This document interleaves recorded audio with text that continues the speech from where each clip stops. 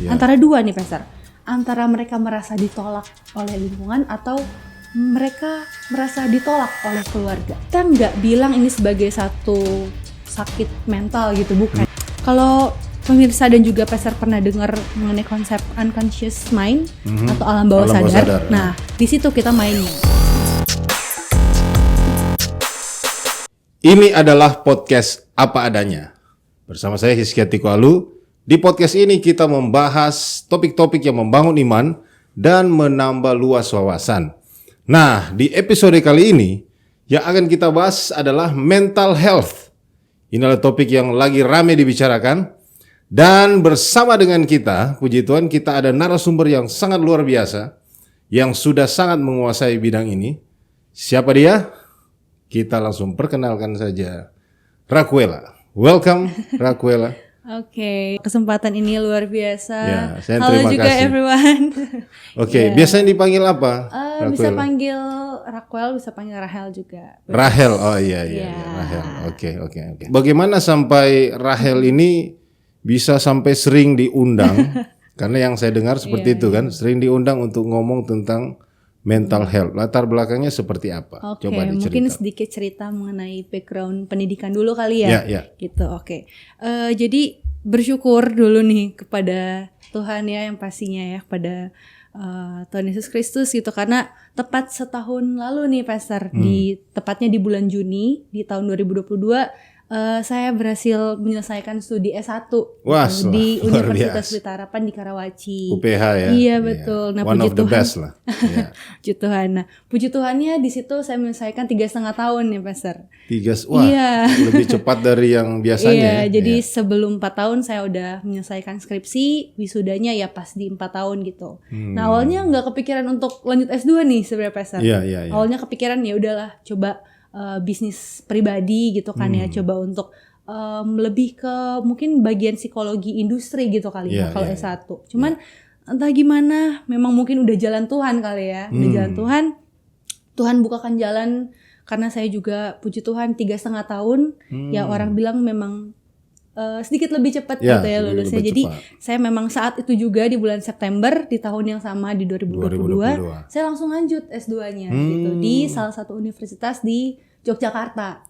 Oh gitu. Jadi beda university ya, tapi di major yang sama ya, di jurusan major yang sama. Okay. Betul. Nah di salah satu kampus di Yogyakarta saya ambil program magister profesi. Gitu. Jadi mungkin kalau S2 pada umumnya kan hanya 1 tahun gitu ya. Iya. Jadi saya nih ekstra 1,5 tahun lagi gitu. Jadi ibaratnya program ini 2,5 tahun gitu. Karena saya mengambil program magister profesi psikolog klinis gitu. Jadi lebih spesifik. Passionnya memang sudah di situ ya.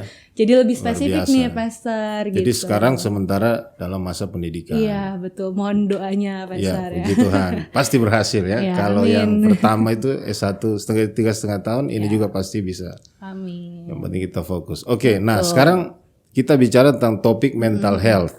Apa itu mental health sebenarnya? Oke, nah kita bicara satu topik yang menurut saya sebenarnya ini topik yang sangat luas nih Pastor. Kalau kita bicara satu topik ini dari A sampai Z kayaknya 5 jam gak cukup. Waduh, nih. Mesti 10 makanya, episode. Betul. Mungkin nanti di sesi-sesi berikutnya kali ya kita ada lanjutan. Nah mungkin di sesi ini saya mungkin akan lebih spesifikkan kepada apa itu regulasi emosi kali ya. Kita mungkin akan banyak bicara mengenai emosi, atau kita mungkin saya tertarik satu topik nih Pastor yang mungkin menurut saya ini lagi viral ya akhir-akhir ini, LGBT gitu. Mungkin kita tidak secara mendalam, tapi mungkin LGBT, kita akan secara akan membahas secara singkat saja mungkin kali ya. Karena kalau balik lagi Pastor, kalau kebanyakan topiknya nanti 5 jam gak cukup nih. Iya betul. Jadi fokus ke LGBT. Saya juga tertarik itu. Oh gitu. Malah ada satu video di channel ini yang membahas tentang LGBT juga. Gitu. Atau kita bahas tentang LGBT aja nih. Boleh juga itu. Gitu ya. Yang berhubungan dengan mental health ya. Memang lagi rame. Betul. Apalagi kan kita di Indonesia beda budaya. Di luar negeri itu kan banyak yang sudah menerima. Iya, betul. Tapi di Indonesia kita banyak lebih kontroversial ya. Iya, nah sekarang menurut Ibu Sarjana Psikologi ini Seperti apa itu LGBT menurut pandangannya? Oke, kalau dari sudut pandang psikologi dulu nih ya, Pastor ya. Kalau dari sudut pandang psikologi, pemirsa, kita sebenarnya kita sebagai profesional psikologi itu nggak bisa langsung menjudge gitu ya satu klien ini, oh Anda salah, Anda benar. Kita nggak bisa seperti itu, Pastor. Mungkin berbeda dengan dunia kekristenan yang mungkin sedikit lebih tegas gitu ya. Lebih strict. Iya betul. Tapi karena kita membahas mengenai, apalagi dunia psikologi itu kan mengenai kejiwaan seseorang gitu ya. Kita harus hadir kepada klien itu sebagai pribadi yang mengerti dia gitu ya. Jadi kita nggak bisa langsung judge nih, orang ini salah, orang Jadi ini harus benar. dianalisa dulu ya. Betul, harus dianalisa, dan pertama kita sebagai psikolog itu harus menerima orang ini dulu gitu, Pastor. Mengenai keadaan dia, apapun latar belakang dia, kita pertama harus menerima dia dulu. Karena begini, yang saya temukan gitu ya, bukan hanya kasus LGBT, mungkin banyak di anak-anak muda tuh kasus, mohon maaf, bunuh diri gitu ya. Itu kan kasus yang juga lagi viral nih akhir-akhir ini gitu ya. Betul. Nah itu kebanyakan kasus itu dilatar belakangi oleh mereka merasa tidak diterima oleh lingkungannya. Betul ya, Pastor ya. Pasti kan Pastor juga banyak ketemu dengan jemaat-jemaat gitu ya, dengan orang-orang pasti kan banyak berbagi cerita gitu. Itu kalau dari pengalaman saya, bahwa kita sebagai profesional psikolog itu kalau misalnya nih kedatangan klien atau kedatangan orang yang mereka sudah penuh dengan masalah, sudah penuh dengan penolakan dari lingkungan, terus kita langsung judge, oh Anda salah loh gitu. Nah, coba Pastor bayangkan gimana mereka akan merasa lebih tertolak lagi gitu kan ya. Jadi kita sebagai profesional psikolog juga seharusnya hadir untuk calm mereka dulu, untuk bikin mereka tenang gitu, dalam keadaan tenang, dan kita memberi perhatian, memberi penerimaan dulu ke mereka, Pastor gitu, sehingga mereka nantinya mereka bisa membuka diri, mereka bisa percaya ke kita gitu sebagai profesional. Gitu, jadi kan profesional psikolog ini sebagai orang awam ya. Setahu saya kan itu memang 3,5 tahun itu memang belajar tentang kejiwaan dan lain-lain. Sehingga pengertian itu bukan berdasarkan cuma sekedar kalau di pelayanan kan kita karena kita mengasihi. Tapi ini lebih dalam lagi karena kita memahami gitu kan. Betul, Pastor. Bukan cuma sekedar kita harus mengasihi semua orang, tapi kita harus memahami sampai ke kejiwaannya kan gitu. Betul. Kuncinya itu sih menurut saya, Pastor, memahami seseorang, karena gini ya, mungkin yang saya perhatikan adalah mungkin fase atau era zaman sekarang ini udah berbeda kali ya dengan zaman pasti. dulu gitu. Ini kan udah serba teknologi dan segala macamnya gitu. Jadi orang itu menurut saya akan makin susah untuk mendapatkan penerimaan in real life. Ya, Pastor paham ya. Jadi apalagi ya anak-anak zaman sekarang udah main gadget segala macam, ada istilahnya teman virtual lah gitu ya, virtual friends gitu. Jadi dunia sekarang tuh saya lihat sudah mulai diarahkan kepada ya ini dunia gadget dan segala macamnya. Jadi tunggu, maksudnya orang susah dapat penerimaan real life. Maksudnya compare atau dibandingkan dengan penerimaan di dunia maya itu kayak lebih mudah ya. Lebih mudah dan lebih dapat gitu ya, Pastor ya. Nah, itu kan berpengaruh pasti itu ke kejiwaan kan. Pasti berpengaruh ke kejiwaan individu itu, dan juga mungkin ini kita bicara mengenai LGBT ya, Pastor ya. Kembali lagi. Kembali lagi ke laptop. Bagaimana sampai orang jadi LGBT gara-gara ini?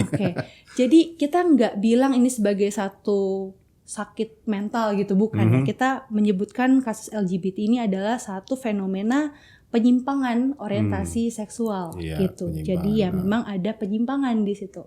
Kalau kita mungkin bahas sedikit nih mengenai Alkitab gitu ya, mengenai firman Tuhan, bahwa memang di Alkitab sendiri juga sudah sangat jelas gitu ya, Tuhan menciptakan Adam dan Hawa, bukan Adam dan Adam gitu, betul ya, Pastor ya. Not Adam and Steve. Not Adam and Steve. Jadi memang dari dunia psikologi sendiri memang sangat sejalan gitu dengan dunia Alkitab gitu, dengan penjelasan Alkitab bahwa ini adalah satu penyimpangan orientasi seksual yang dialami oleh individu itu, Pastor gitu.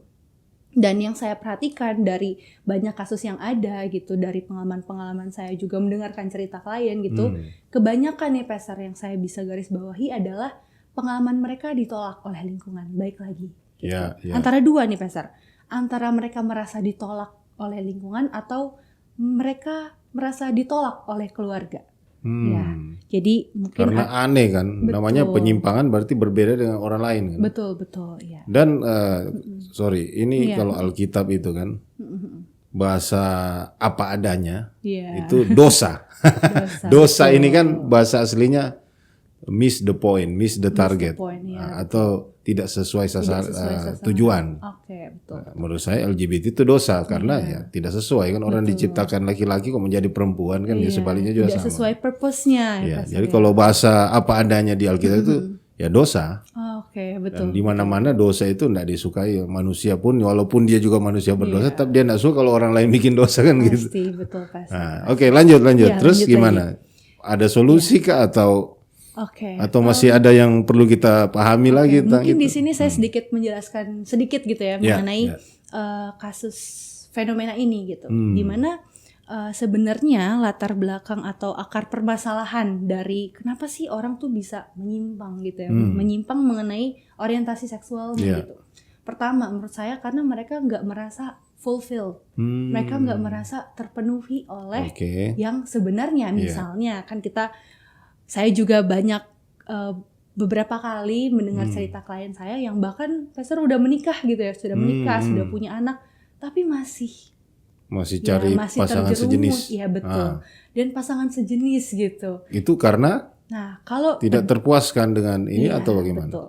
Kalau yang bisa saya highlight nih pastor, yang saya bisa tarik garis benang merahnya gitu ya sebagian besar kasus dari mereka adalah mereka tidak merasa puas, tidak merasa cukup dengan apa yang mereka punya gitu. Dan menurut saya ini satu konsep yang sangat sejalan dengan konsep dunia gitu ya, bahwa yang saya pahami adalah dunia itu pastor gak pernah mengajarkan kita arti cukup. Benar ya? Betul. Dunia tidak pernah mengajarkan kita arti cukup. Buktinya apa? Buktinya coba kita ambil bukti, misalnya kita beli satu brand gadget nih pastor, ya udah nggak usah disebutkan gadget brandnya, tapi coba kita perhatikan bahwa pasti setiap tahunnya, bahkan mungkin even setiap 6 bulan sekali, brand itu pasti mengeluarkan satu model terbaru lagi. Model seri terbaru. Iya, seri terbaru lagi setiap tahunnya, ya kan. Betul sekali. Dan secara tidak langsung, secara unconscious gitu ya, kita sebagai manusia diarahkan untuk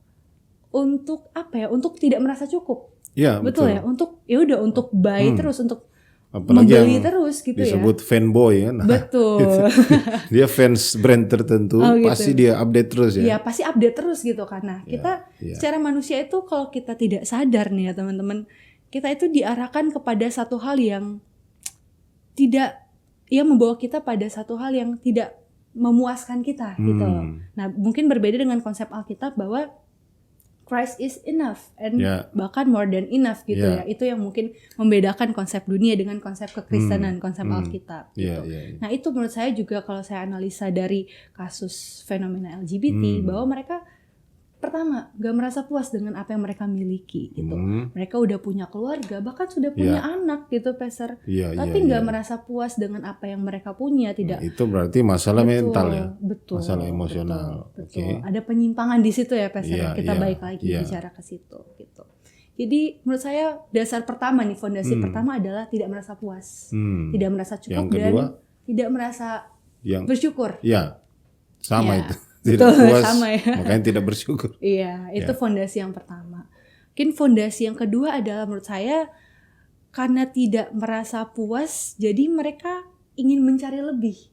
Itu pasti sudah, maksudnya istilahnya suatu hasilnya gitu ya. Ada sebab, ada akibat. Betul. Ada sebab, ada akibat. Jadi mereka mencari another case, satu hal lagi yang mungkin menurut mereka akan memuaskan diri mereka gitu. Yang menurut mereka mungkin sedikit lebih unik gitu. Karena mungkin mereka merasa, saya tidak diterima dengan pasangan saya dengan baik gitu. Coba deh cari ke hal lain gitu ya. Mungkin sedikit lebih unik gitu. Dan di sana pastor mereka menemukan kepuasan. Cari tantangan ya. Betul, cari tantangan gitu. Adrenalin ya. Adrenalin gitu ya istilahnya. Pokoknya yang menantang gitu. Iya, betul. Termasuk di seksual dia cari yang tidak biasa dia lakukan. Yang tidak biasa. Dan di situ uniknya pastor, mereka menemukan satu kepuasan. Nah, itulah yang di sini menurut saya serunya di sini pastor, bahwa saat mereka dengan kita bisa bilang di jalan lurusnya gitu ya. Udah jalan lurus tapi mereka gak merasa puas, mereka gak merasa konten gitu. Tapi saat mereka berbelok gitu ya, saat mereka menyimpang, mereka justru merasa terpuaskan. Iya. Nah, di situ sehingga kita bisa sebutkan mereka terjerumus gitu ya. Mereka terjerumus ke dalam penyimpangan orientasi seksual tersebut. Dan yang bahayanya Pastor kalau mereka sudah merasa nyaman. Iya. Betul ya? Perasaan nyaman tuh bahaya gitu ya. Itu istilahnya itu ada itu, ngeri-ngeri sedap. Ngeri-ngeri sedap, betul. Jadi awalnya dia rasa ngeri, tapi karena sedap dia selanjutkan. Betul, karena udah Sampai nyaman. sudah nyaman, betul. Karena udah sedap gitu ya. Ada pengalaman ya untuk konsultasi orang-orang begini ya? Sering, Pastor. Pantas. Sering. Bahkan Iya. sore itu saya yang sudah berkeluarga, Pastor, ada juga loh kasus seperti itu. Jadi menurut saya sebenarnya sangat disayangkan gitu ya. Iya. Sangat disayangkan gitu. Jadi yang pertama ini dia tidak puas, dia mau coba yang berbeda kan. Betul. Nah, dia rasa ada kenikmatan situ, walaupun itu ada resiko. Ya namanya dosa juga kan begitu. Betul. Ya kan. Betul. Dosa itu kan orang sudah tahu akibatnya apa kan. Iya, betul. Tapi karena enak, dilanjutkan lagi terus. Nah, sampai sudah nggak takut Tuhan lah istilahnya. Iya, betul. Oke, jadi kita sepakat ya LGBT itu penyimpangan. Betul. Kalau bahasa Alkitab dosa, ya kan? Nah sekarang kira-kira Rahel ada solusi enggak kalau ada pemirsa yang mungkin nonton ini lagi dalam situasi yang seperti itu? Iya. Mereka tahu itu salah, tapi ya itu tadi karena adrenalinnya justru jadi makin excited, Betul. makin semangat ketika melakukan itu, malah dia jadi ketagihan kan? Iya, betul. Nah solusinya apa itu kalau dari segi psikologis? Oke, kalau dari sisi psikologis ya Pastor ya. Ya. Mungkin ini saya bisa bilang akan berbeda antara satu kasus dengan kasus yang lainnya gitu. Karena kan manusia itu kompleks Pastor, ya kan ya. Jadi misalnya ada satu klien yang mungkin dia latar belakangnya seperti ini, mungkin kita tidak bisa samakan dengan orang lain gitu ya. Karena latar belakang orang berbeda-beda. Cuman mungkin yang bisa saya kasih saran mungkin ya dari saya pribadi dulu nih Pastor. Dari pengalaman saya mendengarkan cerita klien, mendengarkan cerita orang-orang gitu ya. Saya biasanya kasih nasihat ke mereka. Yang pertama tahap pertama saya memahami dulu kondisi mereka gitu. Saya memahami dulu kondisi mereka. Yang kedua, kalau mereka sudah merasa nyaman, mereka sudah merasa merasa di welcome, merasa dipahami. Yang kedua, saya mulai kasih saran gitu lah untuk mereka. Saya bilang ke mereka nih, it's your life and it's your option gitu. Hidup kalian adalah sebenarnya ya pilihan kalian sendiri gitu ya. Dan setiap pilihan yang kalian ambil itu ada resikonya loh. Saya selalu bilang itu di awal konseling gitu ya ibaratnya di awal konseling gitu. Jadi kita juga sebagai profesional Pastor, kita juga nggak selalu terus-menerus memberikan saran gitu ya. Tapi kita juga buat klien kita berpikir gitu. Kita juga buat lawan bicara kita, mereka sendiri yang berpikir dan mereka sendiri yang menentukan pilihannya. Sebenarnya seperti itu konsep psikologi ya. Kita sebagai konselor, kita sebagai psikolog bukan penentu keputusan mereka. Kita juga bukan Tuhan, Pastor gitu. Betul. Jadi kita balik lagi menyerahkan keputusan semuanya balik ke Anda gitu. Cuma di sini kami membantu para klien kami juga dengan supaya mereka bisa membuka pikiran dulu nih, Pastor gitu. Mereka bisa berpikir jernih. Kita sebagai penolong buat mereka. Oke. Jadi setelah saya bilang kayak gitu, bahwa setiap pilihan kalian ada resikonya gitu ya. Either itu resiko yang baik atau resiko yang buruk. Kalian tahu sendiri gitu ya. Dan bahkan ada yang sudah berkeluarga. Dan saya bilang, mungkin ini kita sedikit bicara tentang kekristenan gitu ya, bahwa ini fenomena LGBT itu menurut saya juga ada satu keterikatan ya Pastor ya, ada satu roh yang membelenggu mereka, betul ya Pastor ya dari sisi Pastor. Setuju ya, sehingga saya bilang ke mereka, ini kalau dari sisi Kristiani ya, saya juga sering utarakan ke mereka bahwa wake up, saya bilang ke mereka seperti itu, sadar dulu, karena ibaratnya kalau orang mabok gitu ya, kalau kita mau kasih saran mau kayak gimana pun Pastor, mereka nggak akan bisa terima. Karena tidak berpikir jernih. Betul, nggak berpikir jernih. Jadi pertama saya bilang ke mereka, wake up, hey wake up gitu kan, sadari kondisimu gitu. Setelah mereka udah wake up, mereka benar-benar sadar dengan kondisi mereka, dan mereka cerita nih Pastor, mereka bilang, Kak atau Bu, saya nggak bisa lepas dari ikatan ini. Kenapa? Saya tanya. Nyaman. Oh oke, nyaman. Nah itu Pastor yang saya bilang bahwa rasa nyaman itu sebenarnya berbahaya ya. terkadang berbahaya ya rasa nyaman itu ya. Nyaman terhadap hal yang salah. Betul, itu berbahaya. terhadap hal yang salah gitu. Jadi saya bilang ke mereka wake up, dan saat mereka tahu oh ya Kak atau Bu, ya saya sadar ini salah, tapi ini nyaman, saya nggak bisa lepas dari ikatan ini, dari belenggu ini gitu.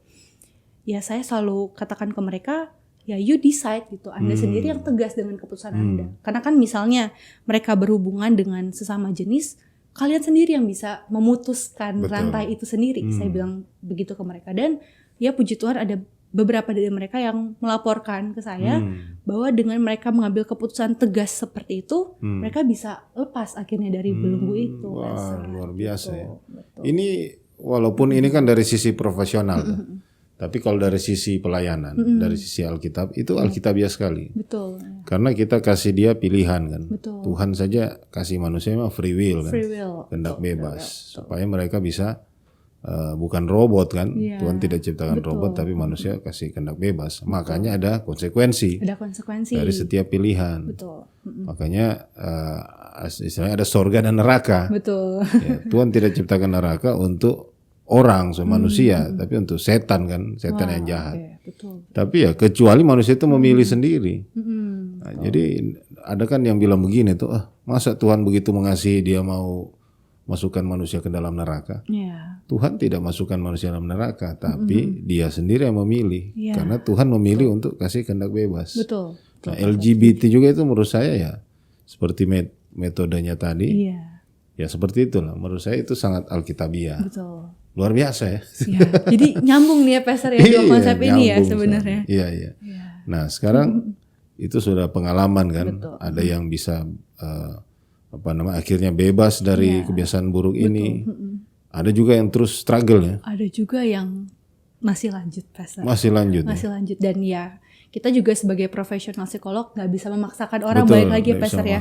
Ya sudah, itu sudah keputusan dia. Yang penting kita sudah membantu mereka membuka pikiran mereka bahwa hey, ada konsekuensi loh gitu. Dan mereka sudah menyadari itu Pastor, dan ya sudah, itu sudah keputusan mereka gitu. Nah sekarang ada satu yang terlintas di pikiran saya. Ini LGBT kan tadi dikatakan karena mungkin ada ketidakpuasan. Betul.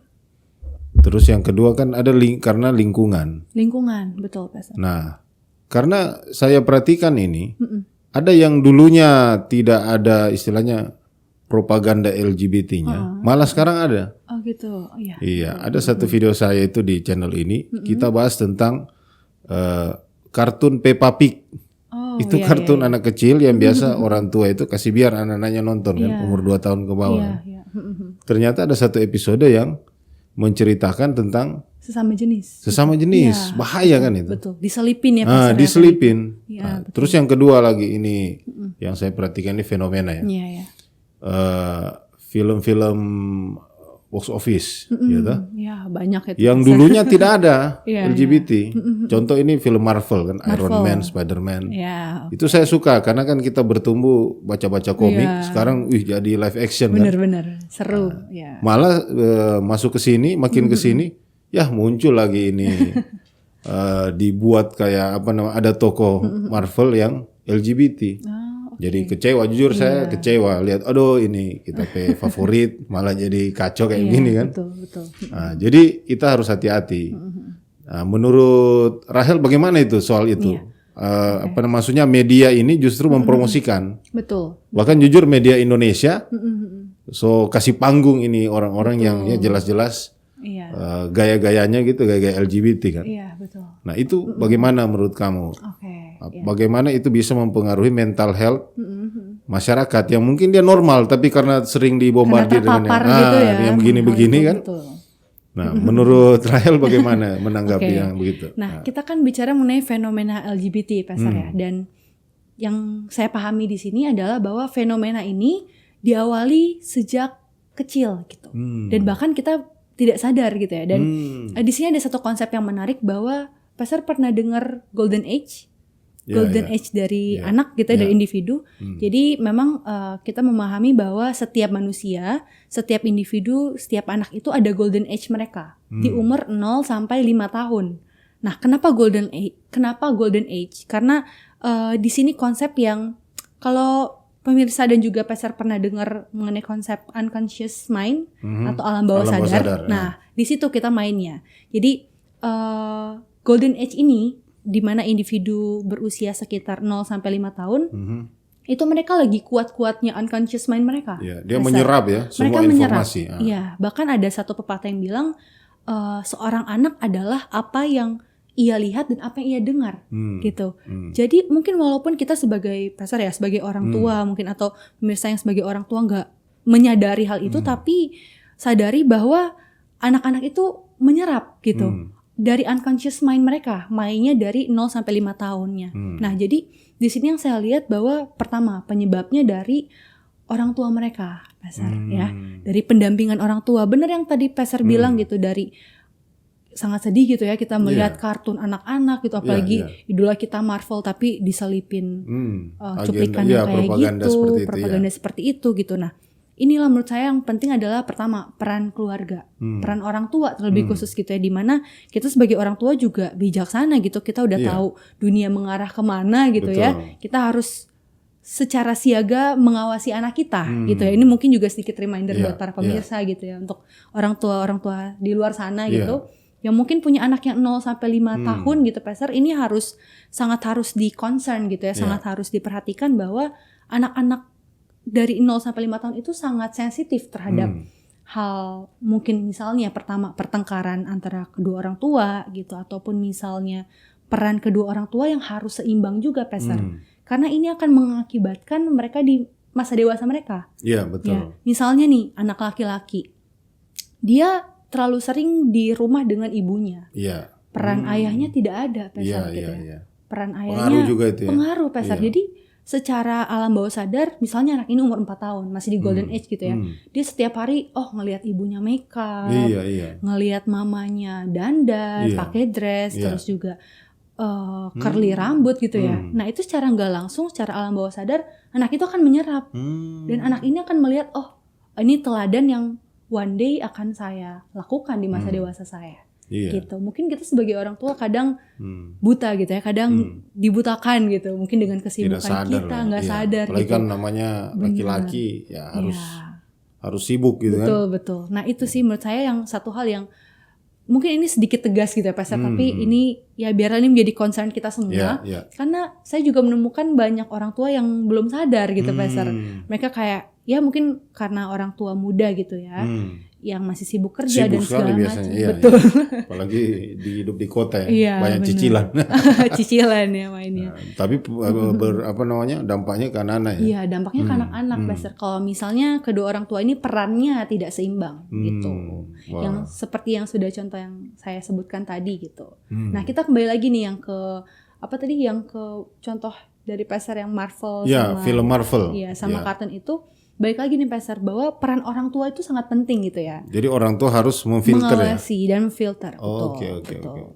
Betul. Ya, wah, luar biasa ini. Saya dapat banyak inspirasi. Banyak insight ya. Banyak hal-hal yang bikin kita jadi pinter hari ini lewat episode ini. Iya, betul. Thank you very much. Jadi mental health itu topiknya luas. Sangat luas. Makanya di episode ini kita hanya ngomong mental health yang dihubungkan dengan penyimpangan seksual, dalam hal ini LGBT.